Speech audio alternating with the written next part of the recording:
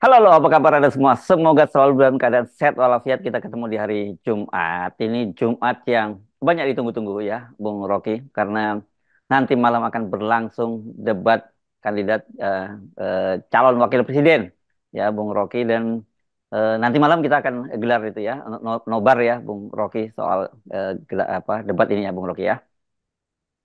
Ya itu istilah enak tuh nobar. Jadi akan Mm-mm. ada tepuk tangan, akan ada Mm. kritik atau bahkan cacian mungkin.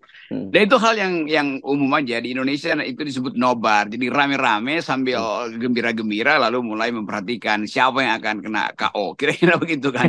Dan itu yang Ya. paling enak sebetulnya kan. Kan kita tahu bahwa debat nanti malam itu Mahfud dan Gibran terutama itu ditunggu orang tuh karena Gibran pasti menyimpan rahasia-rahasia tentang Mahfud kan itu yang namanya senjata rahasia dari Gibran kecuali dia nggak mau pakai kalau dia nggak mau pakai tuh rugi dia tuh Mm. sementara Mahfud berupaya untuk membaca kira-kira sinyal apa yang akan dihantamkan pada dia kan karena Mm. bebannya ada pada Mahfud sebetulnya Mahfud kan petahana sebetulnya Mm. dan berupaya untuk menjadi oposisi pada Jokowi itu tanggung gitu. Nah, Anies atau Caimin memang nggak ada beban, walaupun tetap juga ya Caimin kan belum menarik calon-calonnya dari kabinet. Tapi sama aja karena Caimin tidak tidak disandra sebetulnya oleh semacam keinginan untuk membela diri. Jadi itu intinya saya kira itu positioningnya begitu.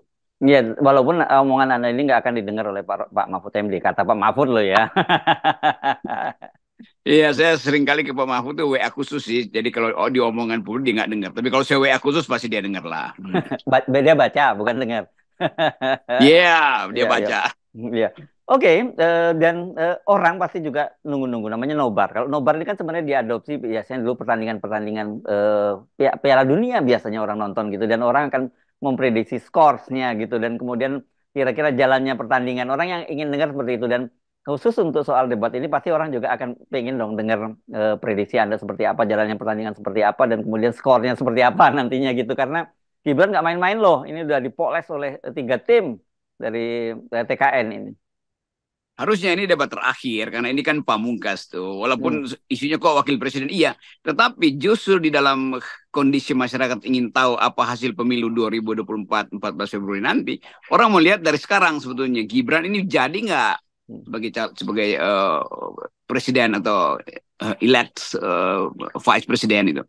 Tentu soal Prabowo ya orang udah anggap udah Prabowo itu melenggang lah kira-kira begitu tuh didukung apa nggak didukung oleh Pak Jokowi sebetulnya Gerindra dari awal sudah menanam, sudah berinvestasi dalam politik dengan membangun basis di banyak daerah dan daerah strategis tentu adalah Jawa. Tapi Gibran kan dia nggak membangun basis sebetulnya, basisnya dibuatkan oleh Jokowi. Hmm. Jadi kita mau lihat sebetulnya ide Gibran apa, pasti dengan mudah orang tuh ya ide Gibran ya ide Jokowi apalagi tuh. Hmm. Apalagi soal ekonomi kan, itu pasti ya hutang ditambah, Hmm. perluasan pajak walaupun nggak nyampe-nyampe itu tax ratio kita. Dan yang paling inti tentu Gibran akan mengatakan bahwa ya kita harus meneruskan pembangunan Pak Jokowi. Kan gampang aja sebenarnya menebak itu kan. Karena ini soal ekonomi. Padahal justru debat kali ini debat yang sangat ideologis kan akan menentukan arah ekonomi nasional tuh. Hmm. Kira-kira kalau di Amerika itu langsung ketahuan tuh arah ekonomi Partai Republik artinya kurangi pajak. Arah ekonomi Partai Demokrat perbanyak pajak supaya ada social safety net Hmm. menghadapi krisis ekonomi yang sudah mulai berlangsung hari-hari ini nih. Nah itu yang kita mau lihat sebetulnya. Apakah Gibran mampu untuk menerangkan pada publik atau meyakinkan pada publik bahwa dia paham tentang ideologi ekonomi. Mau dibawa kemana nih? Mau tetap bersekutu dengan oligarki untuk menghasilkan pertumbuhan atau mau menahan ambisi untuk membangun infrastruktur dan kembalikan uang APBN itu pada hal-hal yang sifatnya membangun daya beli rakyat kan itu intinya kan. Nah kita Hmm. mau lihat itu sebenarnya ini soal betul-betul ideologis. Jangan dibilang nanti pro job, pro growth dan anti poor. Nah itu itu omong kosong itu kan. Kan kita mau hitung apa sebetulnya mesin penggerak dari Gibran untuk mewujudkan ekonomi yang hari-hari ini drop akibat perilaku ugal-ugalan dari bapaknya sebagai presiden selama 9 tahun. Sebaliknya Pak Mahfud dia mesti membela uh, sistem yang dia sekarang masih ada di situ. Nah itu rumitnya. Jadi sebetulnya ini pertarungan antara dua tokoh yang sebetulnya diasuh bersama oleh Jokowi. Gibran diasuh secara keluarga, Mahfud diminta untuk menghasilkan keamanan ketertiban demi pertumbuhan ekonomi. Nah, Mahfud mesti jawab itu. Kalau misalnya orang bertanya Mahfud, rencana ekonomimu apa itu kan?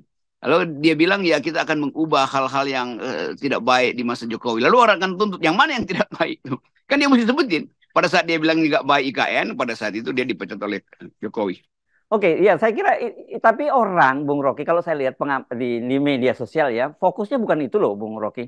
Justru fokusnya itu adalah kemungkinan seperti apa nanti performanya Gibran dan mereka melihat tanda-tanda bahwa KPU itu tetap akan berusaha semaksimal mungkin melindungi Gibran. Saya cek apa maksudnya ya ini. Oh, rupanya soal aturan yang diubah gitu ya. Bukan aturan diubah sih, panggungnya akan berubah. Kalau sebelumnya tidak pakai podium, sekarang pakai podium gitu kan. Karena kalau kemarin kan betul-betul susah itu tanpa podium itu Pak Prabowo juga tidak bisa membawa catatan macam-macam dan juga kalau ketika ketika mungkin emosinya meledak terpancing dia tidak bisa placement ke podium. Kalau sekarang bisa, ini artinya Gibran bisa bawa contekan yang ditaruh di podium dan kalau dia katakanlah grogi dan sebagainya dia nggak akan kelihatan karena dia bisa pegang podium itu gitu dan berlindung di balik podium. Fokusnya seperti itu orang justru malah melihatnya.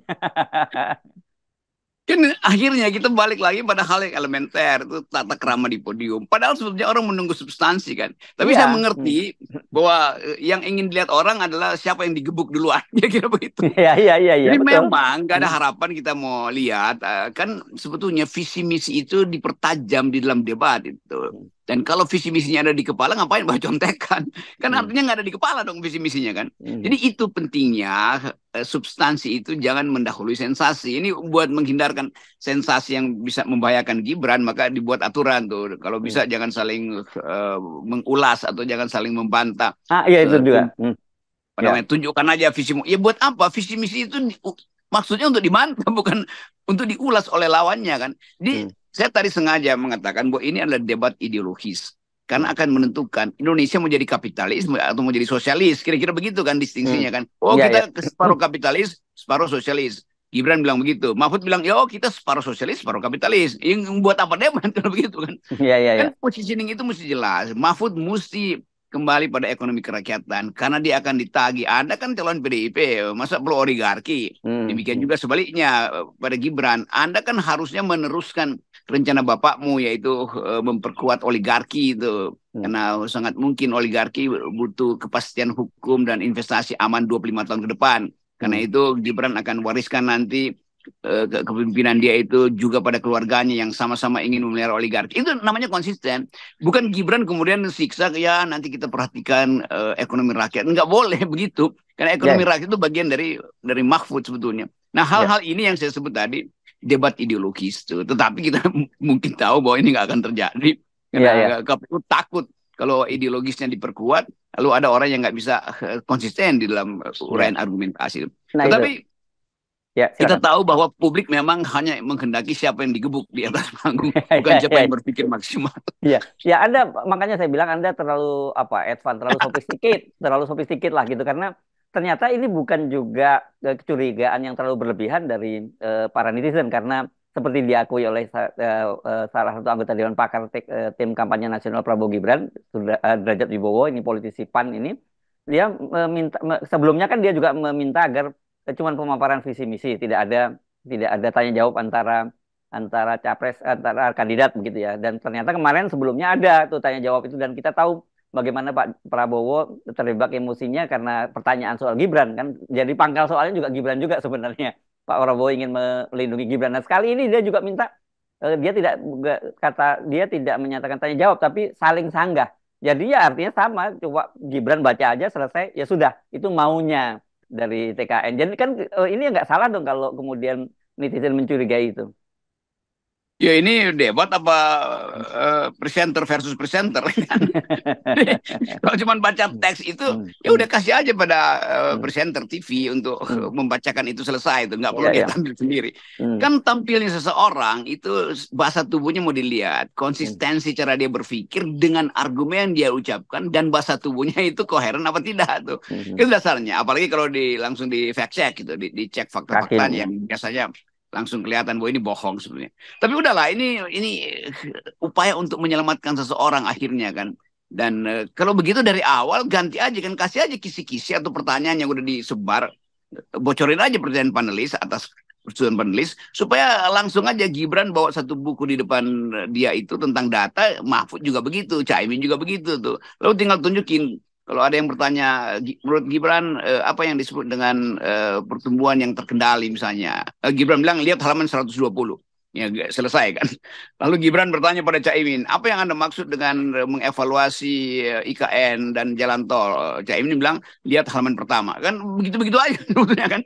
Jadi kita nggak lihat keinginan publik ini difasilitasi oleh KPU. KPU justru membatalkan keinginan publik untuk nobar. Nobar itu bukan dengar berita, nobar itu dengar pertandingan dan menyaksikan pertandingan, dan emosi mesti terbawa di situ. Iya, iya. Ya, sejak awal jadi agak sulit ya memang fokus perhatian publik kalau berharap substansi ya. Kita tahu bahwa bukan itu tujuan dari publik. Tapi saya mesti mengingatkan publik, jangan terlalu underestimate dengan Gibran. Karena di antara ketiganya, seperti diingatkan oleh TKN, yang punya pengalaman debat untuk hal semacam itu hanya Gibran di Pilkada Solo. Ya, Pak Mahfud dan Caimin kan belum pernah ikut Pilkada gitu atau Pilpres. Dan yang kedua bahwa ada 3 tim yang akan memoles Gibran untuk mendampinginya persiapan nanti malam. Itu juga itu ya sebut aja timnya siapa itu ya Derajat tentu karena dia ekonom itu Ya, siapa lagi misalnya yang akan memoles bahasa tubuhnya kalau data kan itu udah fix hmm, hmm, semuanya bisa diakses kalau soal data tuh ini cuma soal menghubungkan data dan visi misi dia tuh hmm, hmm. dan visi misi itu mesti menimbulkan gerak psikologi pada pemilih untuk mengatakan oke, kalau begitu kita pilih Gibran tuh karena dia mampu untuk menerangkan dengan daya nalar yang panjang yang tajam tentang masa depan dari industri startup misalnya tuh, tentang masa depan dari nikel energi yang bentar lagi habis gitu. Kan itu yang orang mau tunggu kan. Demikian juga pada Pak Mahfud, hal yang sama kan orang lagi kalau Mahfud bicara tentang ekonomi yang berbasis lingkungan hidup, orang akan pastikan apakah selama Ganjar memerintah di Jawa Tengah ekonomi hijau itu ditumbuhkan, apakah deforestasi dijaga oleh Mahfud atau Mahfud yang melakukan Ganjar melakukan deforestasi itu. Jadi hal-hal semacam ini yang orang mau lihat, orang mau dengar argumentasi untuk membackup visi misi itu. Tapi sekali lagi, udah ada bagian-bagian yang mungkin lucu-lucu yang dipersiapkan oleh mereka yang mempersiapkan Gibran. Saya kira kalau Caimin nggak ada yang mempersiapkan itu Hmm, atau hmm, Pak Mahfud ya itu otomatis saja kan hmm, karena hmm, hmm. di dalam pemerintahan itu kan rapat kabinet setiap hari ngomongin soal yang sama. Ya, ya, ya, ya. Jadi kita bisa bikin skor nggak kira-kira Bung Rocky kalau dengan cara seperti ini? Atau skornya di bidang apa dong kalau gitu? Kalau soal substansi saya kira kita nggak bisa kasih skor lah Dan ya. Kita mau lihat skor itu kan tentang substansi. Kalau substansi pasti Gibran tidak kuasai. Hmm. Tapi kalau soal sensasi Gibran kuasai itu. Karena Gibran Hmm. dengan satu gerak tangan bisa membatalkan argumen dari Mahfud. Kan Gibran bisa bilang, iya Pak Mahfud semua itu yang Anda katakan benar. Tapi kenapa Anda masih jadi pembantu Bapak saya? Kira-kira begitu. Jadi enak kan. Ya, Dan itu ya. Mahfud bisa kelimpungan. Nah bagian ini mesti didengar Mahfud ya. Jangan dianggap saya saya cuma Oke. kasih kisi-kisi itu soal-soal Ya. macam itu. Iya, iya. Oke, Bung Rocky, sampai ketemu nanti malam kita ya, pukul Ya, saya 18.30. mau bahas itu dengan FNN. Mari Oke, kita baik. nobar di FNN. Yes, oke, terima kasih. Tetap Ya, 0%, Bung Rocky ya. ya. Yes.